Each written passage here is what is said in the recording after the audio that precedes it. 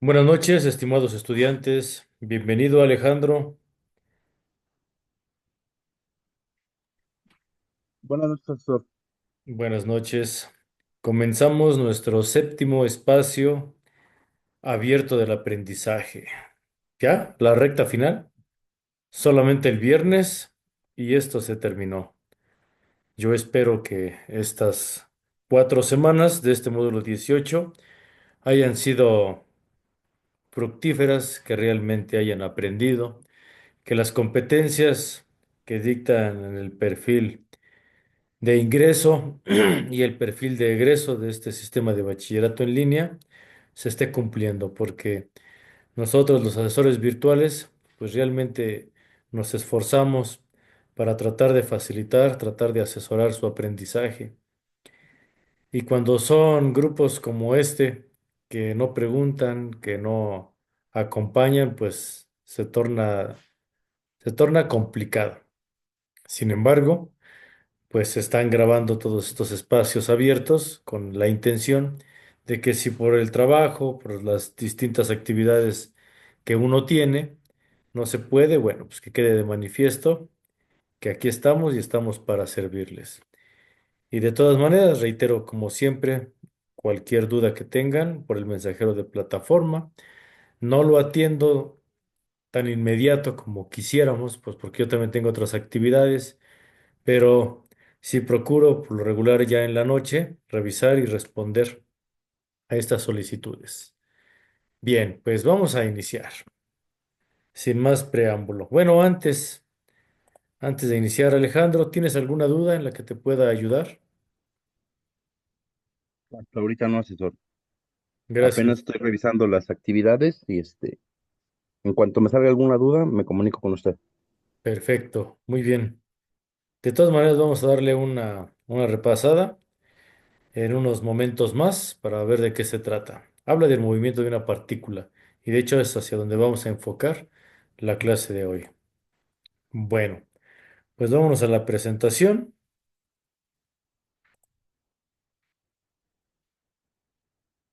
y aquí tenemos.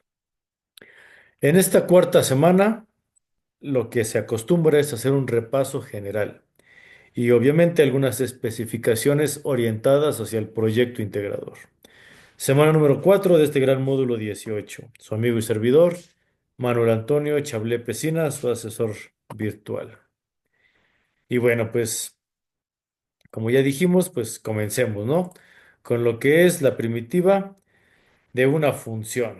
¿Qué es la primitiva de una función? Pues si tenemos la función g de x, esta será la primitiva de la función. Normalmente la expresamos como f mayúscula o también la podemos encontrar como es en este caso, como g mayúscula de x. Y como siempre he dicho, esta es la primitiva, la función de posición. Si yo me voy un paso adelante, estaremos hablando de derivadas. La derivada es un paso adelante y se escribe diferente, se escribe con la F en minúscula o como cursiva. Señal de que es una derivada, señal de que ya no estamos en una posición, en reposo. Al derivar, le estamos otorgando un desplazamiento en un tiempo determinado, obteniendo una velocidad. Si yo volviera a derivarla por segunda vez, otro paso adelante, tendríamos una doble comilla y tendríamos una aceleración. ¿Sí? Esa partícula que ya se le imprimió un desplazamiento en un tiempo determinado, obteniendo velocidad, se le vuelve a dar otro impulso llamado aceleración. Todo esto ocurre en un intervalo i, que esto lo expliqué el primer día de clases. El intervalo i se refiere a la imagen cuando explicaba una función en términos de la teoría de conjuntos. Uno es imagen y la otra es su reflejo, su contradominio, su dependencia. La primera es lo que representa a X y la segunda es lo que representa a f de X. La primera son o representan el elemento independiente y la segunda el elemento dependiente. La primera es imagen, la segunda es contradominio, la primera es dominio, la otra es contradominio. Ustedes recordarán esa clase. Bien, se refiere a que siempre y cuando sean elementos del mismo conjunto, que sean elementos que cumplan con la condición de función, la fidelidad que hablábamos el primer día. Bien, cuando nosotros hablamos de un paso atrás, hablamos precisamente del proceso de integración. ¿Qué es el proceso de integración? Pues es ir en reversa. Si a mí me pidieran integrar una función primitiva sin derivar, no se puede. Yo no puedo integrar algo que no se haya derivado antes. Yo no puedo dar un paso atrás si primero no di un paso adelante. Estarán de acuerdo. Yo puedo integrar una aceleración y obtendré una velocidad. Puedo integrar una velocidad y obtendré la posición de la partícula. Pero si me piden integrar la posición de la partícula, pues no, no se puede. De hecho, en el teorema fundamental del cálculo se especifica que la integral por el procedimiento de antiderivación se tiene que partir de su diferencial de x. O sea, yo no puedo integrar algo que no se haya derivado. De ahí la representación de la derivación de dx. ¿Ok? Entonces hay que poner atención en este aspecto para no equivocarnos. Si tienen alguna duda, con todo gusto, ¿sale? Por ahí, alguien entró. ¿Quién es vivo? V2247.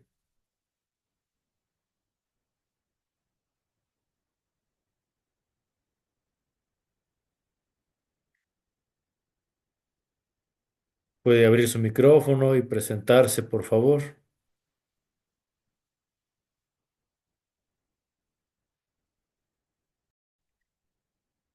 Bien, si no me contestas, voy a tener que eliminarte. Necesito saber quién eres para poder presentarnos y también porque está realizando algunos trazos en la pizarra. Entonces, te voy a dar unos minutos, ¿sale? Quien sea vivo, V2247. ¿Vale? Bien, voy a continuar. Dice, en el ejemplo, la función f de x es igual a x a la 4 sobre 4. Esta sería la función primitiva de f de x, es decir, en el procedimiento de antiderivación. Mi función original a esta expresión se le va a restar uno en el exponente y se va a dividir entre el valor del mismo. Y se va a dividir entre el valor del mismo. ¿Alguna duda, Pedro? ¿Alguna duda, Pedro?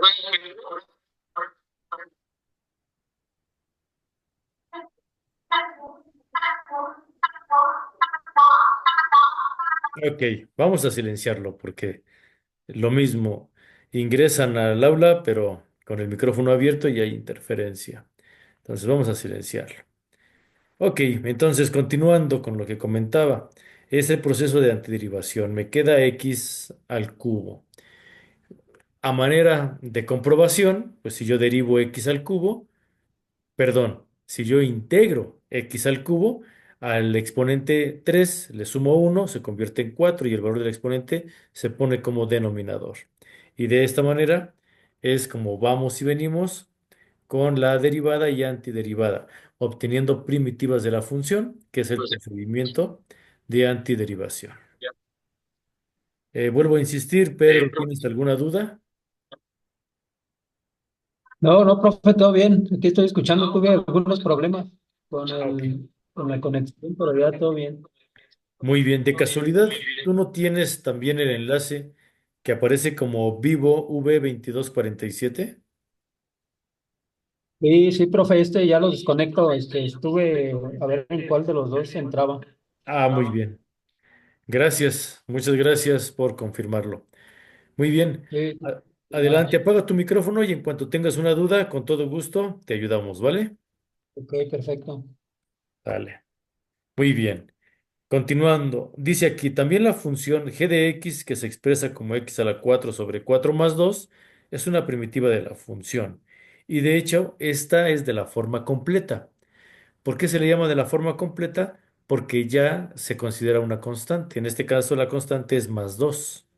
Esta es una primitiva completa, porque presenta la constante como resultado de un proceso de integración, donde el más c, aquí sí tiene nombre y apellido y es un 2, ¿sale?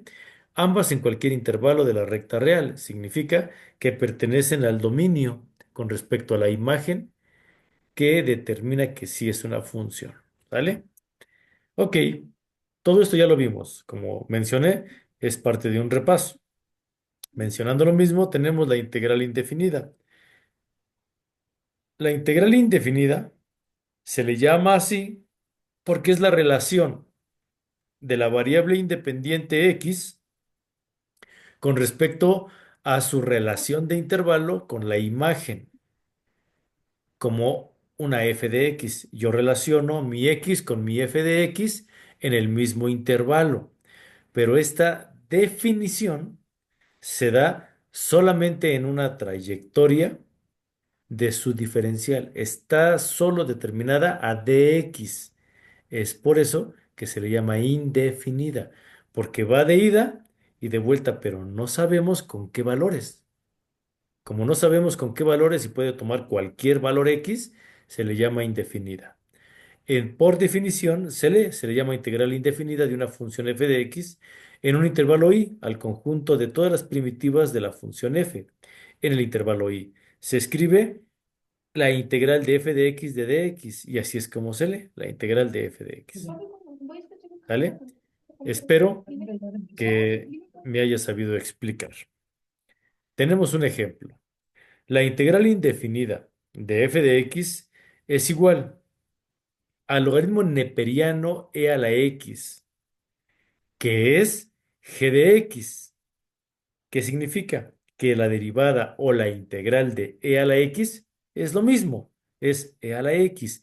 Esto lo pudimos ver por ahí en una de las clases anteriores, en una tabla donde yo explicaba las integrales inmediatas, que son por tabla. No hay que hacer procedimientos algebraicos.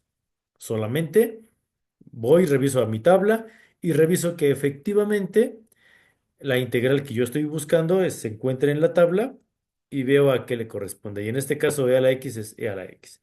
Esto lo trabajaron en la actividad de la semana 3. Lo único que le agregamos es el más c, donde c es la constante de integración, y la cual se expresa de la siguiente manera. La integral de e a la x de dx es igual a e a la x más c. Y no hay más. Esto lo vimos también. ¿Sale? Dice, si g de x es una primitiva de f de x en el mismo intervalo, entonces cuando hablamos de todas las primitivas se refiere a todas las posibilidades dentro de los números reales. ¿Cuáles son los números reales? Todos aquellos con los que podemos contar. Y como no sabemos cuál sea de todos esos números reales, le ponemos más c. Si tú no le pones más c, se quedó en una antederivada, pero no estarás realizando una integración correcta. Siempre es importante colocar los valores de integración, ¿vale? Bien, ahora vamos a ver en esta gráfica el comportamiento de estas funciones. Observemos en la parte superior que en el plano cartesiano XY se traza una línea roja. Esta es una función, pero es una función lineal representada por f de x igual a 2x. 2x. Si tú le otorgas valores arbitrarios a X, te va a ir dando puntos en la trayectoria de esa línea roja, hacia arriba o hacia abajo, pero dentro de la trayectoria. Sí es una función, pero es una función lineal. Si yo la derivo un paso adelante, entonces esta función lineal se vuelve cuadrática. El exponente aumenta. Entonces yo voy a tener una f de x es igual a x cuadrada más c. El elemento cuadrático que me permite observar en la gráfica una parábola. Como el primer término exponencial es positivo, entonces se forma una parábola que abre hacia arriba. ¿Sale? Y si yo le voy otorgando valores, su discriminante pudiera ir cambiando porque ya tiene un más c. Esa C le otorga la posición, que también se le llama discriminante, que puede ser más arriba o más abajo con respecto a la línea simétrica Y. Y si yo tengo mi ecuación cuadrática, mi función, y la integro, entonces me voy un paso atrás, regresando a la función original, la lineal. Esta función original es la que llamamos primitiva, ¿vale? Primitiva de la función. Bien, y si yo siguiera derivando en la parte de abajo, pues entonces obtendría una función con doble comilla y se incrementaría el exponente, ¿verdad? Tendríamos una al cubo, yo ya tendría una curva, tendría una cuadrática más una recta. Y si así yo siguiera derivando, pues la curva se seguiría incrementando por el valor exponencial. Y yo puedo irme regresando al ir integrando, ¿vale? Lo voy a explicar el día viernes también con un simulador virtual. Bien, nada más vamos a ver algunas propiedades de la integral indefinida. Así como tenemos las propiedades de la derivada, vamos a hacer ver sus propiedades de la integral indefinida. Veamos, a ver si se acuerdan. Esta es la primera propiedad de la derivada, ¿sale? Es la derivada de una constante por una función. Este me da como resultado el producto de la constante por la derivada de la misma. Es decir, yo tengo KF como un término algebraico con una comilla que multiplica a X. El resultado de la derivada es el valor de el primer elemento, KF algebraico, pero derivado, aplicando el teorema, y revisando que la constante, siempre y cuando pertenezca a cualquier gama de los números reales, entonces se va a multiplicar. Es el producto de la constante por el resultado de la derivación. Esa es la primera propiedad de la derivada. Veamos qué sucede con la primera propiedad de la integral indefinida.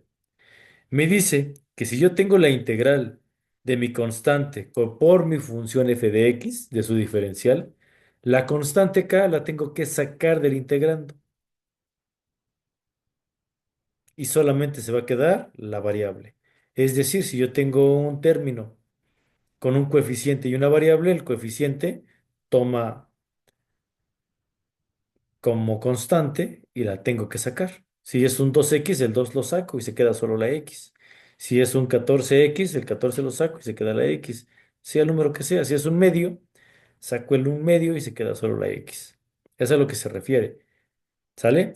Siempre y cuando esa constante pertenezca a los números reales. Recuerda, que los números reales son todos aquellos con los que puedes contar. Bien, vamos a la segunda propiedad de la derivada. La suma o resta de dos funciones. El resultado, pues es la derivación individual de cada una de las funciones y al final, cuando aplicaste la derivada, vuelves a sumar o a restar, como si haya indicado. ¿Qué pasa con la segunda propiedad de la integral indefinida? Bueno, me dice que tengo que integrar la primera función, primero, el primer término, y después tengo que volver a integrar el segundo término.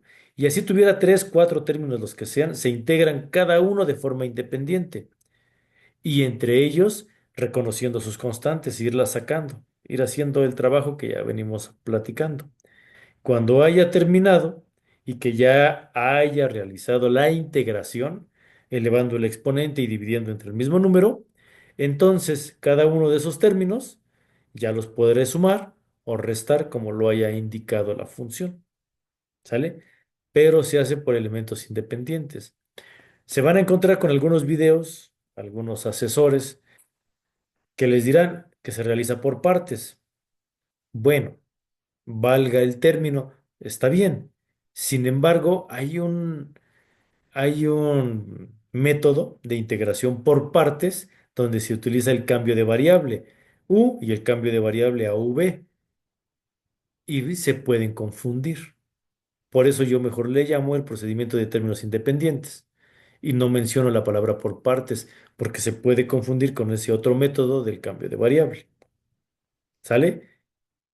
Cuando hablo de cambio de variable, recuerden ustedes que hay elementos que son de integración por sustitución, donde solamente hay una u, cambio de variable, pero en u, y hay otro de elementos combinados que sí se hace por partes y son las dos, es u y v. De hecho, ahorita yo creo que les voy a poner un videíto precisamente de la integración por partes, porque ya en las semanas anteriores ya estuve viendo con ustedes de la integración por sustitución, pero no vimos el que es por partes. Entonces ahorita lo voy a poner para no confundir. Bien, seguimos adelante. Hablando de las integrales inmediatas, ya les había dicho a ustedes que también las trabajamos por medio de una tabla. En esta tabla tenemos las integrales inmediatas, que significa que aquí vamos a obtener la primitiva de la integral sin procedimiento algebraico. Ay, perdón. Y aquí lo tenemos, ¿no? Tenemos varias que ya son por definición. Si yo tengo la integral de x a la a, pues a, que es que el exponente le sumas 1 y a ese valor lo pones como denominador. La segunda es 1/x como un inverso multiplicativo. Siempre que tú tengas el 1 sobre cualquier número o expresión algebraica como denominador, siempre será igual al logaritmo natural de la variable más su constante. Y la que ya mencioné muchas veces, el logaritmo neperiano de e a la x, siempre será e a la x más su constante. Y si fuera de base a y no base e, también es una exponencial, pero esta es específica de base a, entonces el resultado será esa base a la x sobre el logaritmo natural de a más su constante, siempre y cuando a sea positiva, mayor a cero y diferente de uno. ¿Sale? 5. Estas son trigonométricas, 5 y 6. Si yo tengo la integral de seno de x de dx, pues por definición, por tabla, será menos coseno de x más c. Si yo tuviera la integral de coseno de x de dx, por definición, de manera inmediata, tenemos que es seno de x más c. Y así tenemos la 7 y la 8, que son los arcos, son las inversas, ¿sí? Es las que se escribe como seno a la menos uno o tangente a la menos uno. También se escriben, para no escribir el inverso, a la menos uno se escribe arc sen, ¿sale? Que esa es la representación de las que son inversas con radical o las inversas simplemente como denominación, ¿sale? Y aquí las tenemos. Son algunas de ellas. Hablando de estas integrales inmediatas, también se aplica para funciones compuestas. Y aquí va a ser algo tardadito. Me voy a ir rápido porque son muchísimas diapositivas. Son muchísimas y solamente voy a ir explicando algunas de manera general. ¿Sale? No ocupas todo esto en tu proyecto integrador, no, solo una parte. Pero yo lo tengo completo para que tengas el material a la mano. Si tú vas a hacer tu examen a la universidad, esta información te puede servir. Esa es mi intención. La primera es la más sencilla, ¿verdad? Observa, es lo mismo que venimos manejando, pero adrede tiene diferentes literales, para que no te cases siempre con la misma, ¿no? Que es x a la n, ¿no? Pues puede ser x a la r, y es lo mismo. A la r que se le expone entre sumas uno y el mismo valor lo pones como denominador, le agregas el más c y se acabó. O sea, esa es la primera, ¿sale? Y aquí tenemos la del tipo general. F' de x de su diferencial, f de x a la r de dx, se tendría que expresar la función f de x a la r más uno y se divide entre el mismo valor del exponente, más c. Tenemos un ejemplo, esta es una trigonométrica, ¿no? La integral de coseno de 2x que multiplica el seno cúbico de 2x por su diferencial. Bueno, tenemos un 2, así que ese 2 lo saco como constante. Y que me queda 2 coseno de 2x que multiplica seno al cubo de 2x por su diferencial. Tengo mi constante que había sacado, que es ese 1/2, y trabajo con lo que se quedó adentro. Esto se convierte en seno a la 4. ¿Por qué? Porque es por tabla, es una integral inmediata. La integral de coseno es seno, ¿sale? Y si yo lo tengo, si yo lo tengo simplemente como 2x, entonces se incrementa el valor, ¿sale? ese cubo más uno se convierte en 4 y se divide entre 4 de 2x. Ahora, si yo hago la operación, pues es si un medio multiplicándolo se convierte, multiplicando por 4 se convierte en un octavo de seno a la 4 de 2x más su constante. Veamos otro, ¿no? Esa es la que también teníamos de forma inmediata, que es uno sobre x de dx.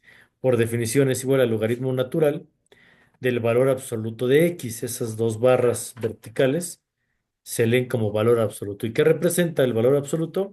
Que cualquier cantidad siempre será positiva. Aunque el resultado me dé negativo, si está en valor absoluto, siempre será positivo.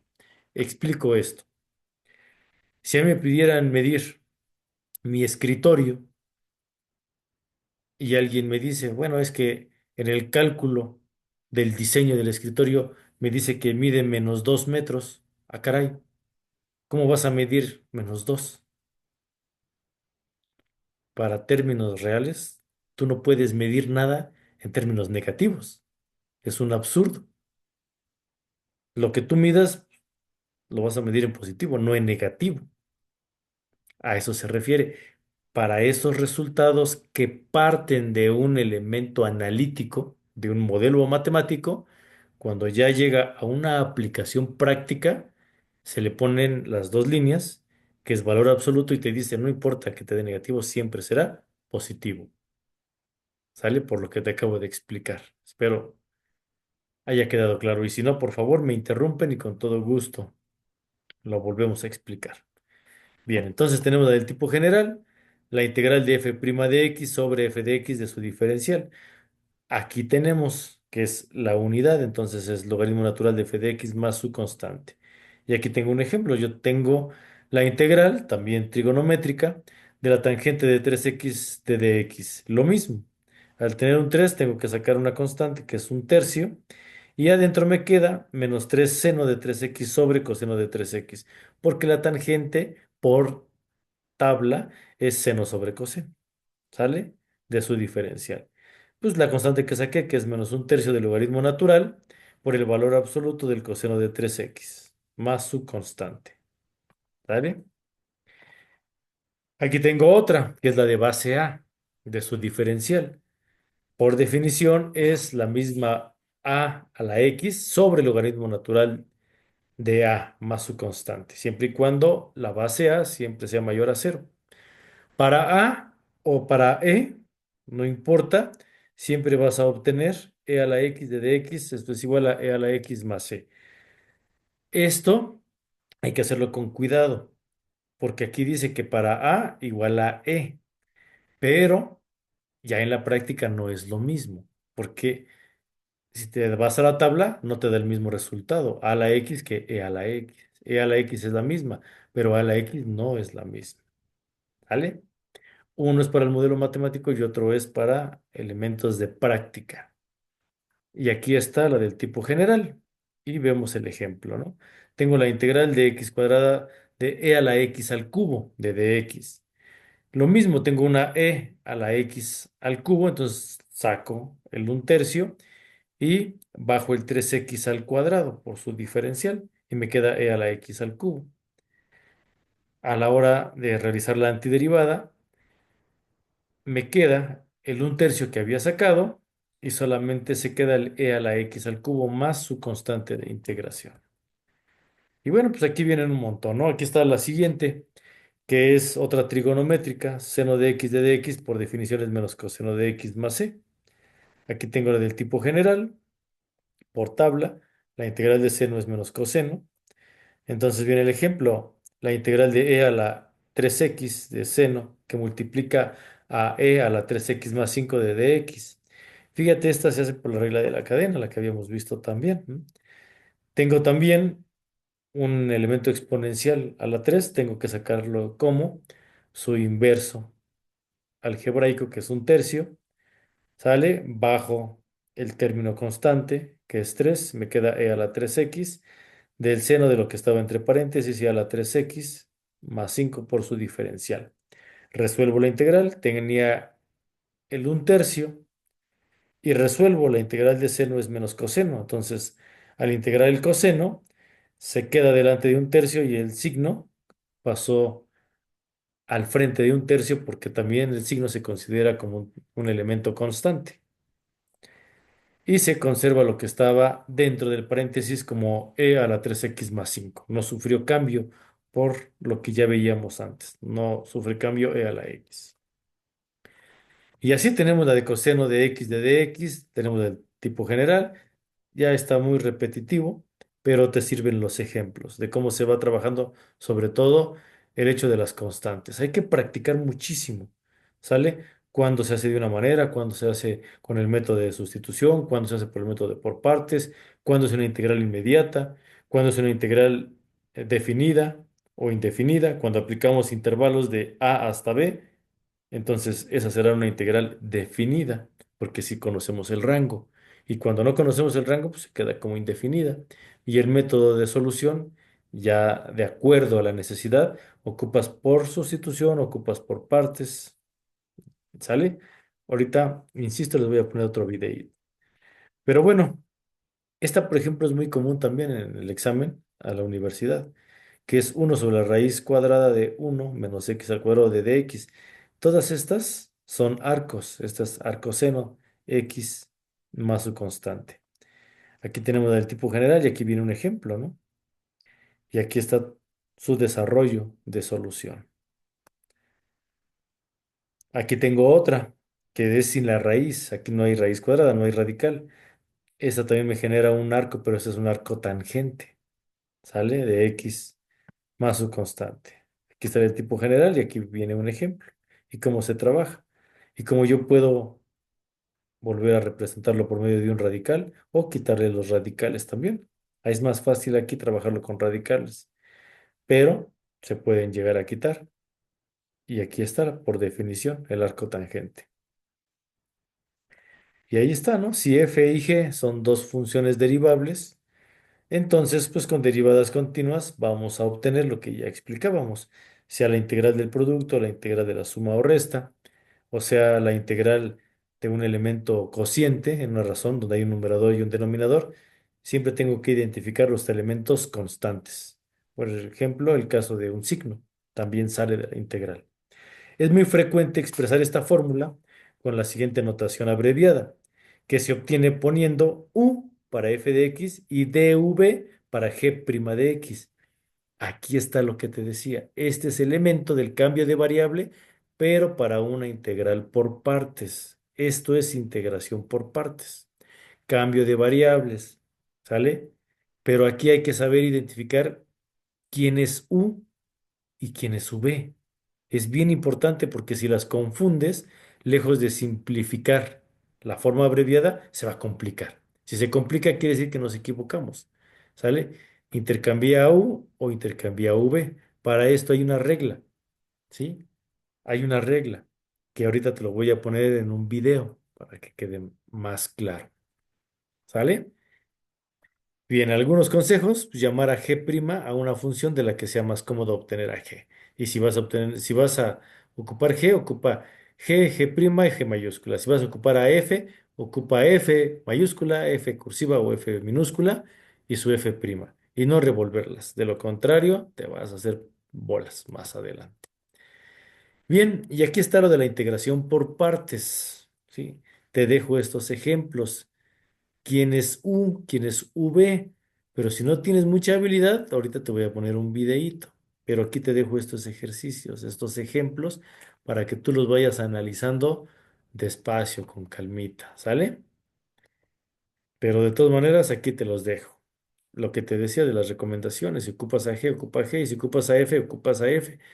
Y si tienes más de dos términos, ok, entonces ocupa uno para F y otro para G, o puedes ocupar para un tercero una H, etcétera, pero nada más no las revuelvas, ¿sale? Aquí viene lo que les decía, la integración por sustitución, que se parece a la que es por partes, pero aquí nada más tenemos el cambio de variable en U, no hay V, ¿sale? Entonces hay que diferenciar cuándo es por sustitución y cuándo es por por partes en cambio de variables de las dos. Y en ambas siempre tienes que deshacer los cambios al final. Ocupas los cambios de variable para reducir términos y operar las antiderivadas, pero cuando terminas tienes que deshacer el cambio. ¿sale? Y volver a sustituirlas originalmente, si no estarías mal. Aquí viene la integración por racionales, lo que te decía de lo que es el cociente, sobre todo cuando son polinomiales. Aquí también hay condiciones. Cuando el numerador es mayor o igual que el denominador, tienes una forma, un procedimiento, ¿sale? Donde la primera integral es la inmediata y la segunda tiene que corresponder a un proceso de derivación o de antiderivación por método de sustitución o por partes, etcétera, ¿no? Y tenemos el caso 2 cuando el numerador m es menor que el denominador, ¿sale? Cuando es así, también se puede, pero hay que revisar cómo quedan los términos racionales. Se aconseja factorizar los polinomios, ¿sale? Por eso es que tenemos que tener siempre presente que sean elementos reales, porque ¿qué pasaría si mi denominador es igual a cero? Se volvería una indeterminación, ¿sale? Porque cualquier número sobre cero es una indeterminación. Entonces hay que tener cuidado, ¿sale? Con estas soluciones. Y bueno, pues aquí está cómo se factoriza y en función de qué, ¿no? Aquí tenemos la descomposición de los integrandos en fracciones simples, lo que te decía. Yo lo llamo por términos independientes, porque si le digo por partes nos podemos confundir con el otro método que es la integración por partes y es diferente.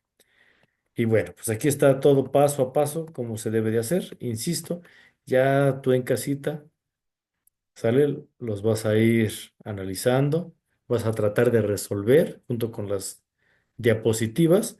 Ahorita yo me voy muy rápido porque no me alcanzaría el tiempo, ¿sale? Mi idea nada más es presentarte lo más general, pero sí te doy las herramientas completas, eso sí. Por eso aquí te lo pongo estos ejemplos.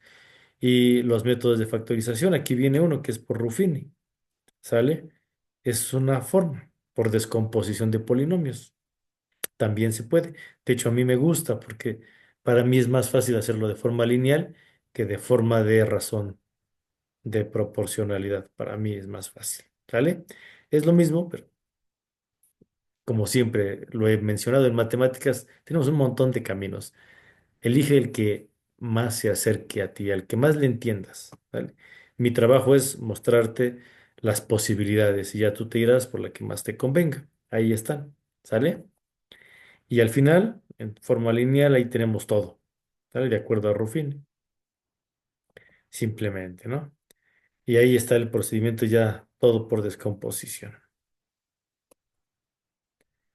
Y sigue, ¿sale?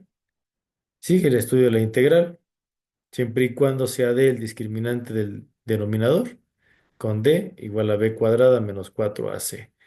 Esto es cuando tú tienes un, un término algebraico en su forma completa, ¿no? AX al cuadrado más BX más C.